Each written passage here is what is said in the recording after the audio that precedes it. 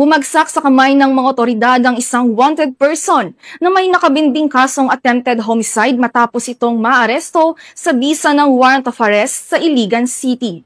Yan ang tinutukan ni Patrolwoman Rina Celestine Senrijas.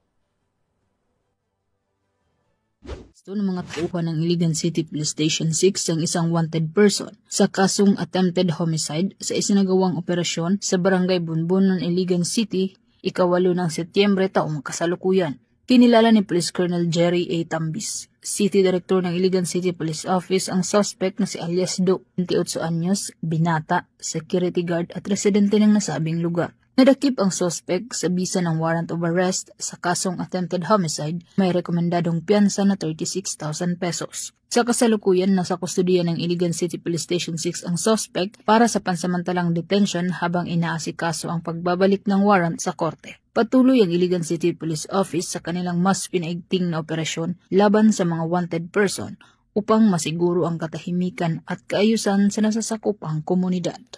Mula dito sa Camp Capistrano, Busa, Cagayan de Oro City, ako yung Police News Network Correspondent. Patrolwoman Rina Celestine Senrijas, alagad ng batas, tagataguyod ng balitang pulis.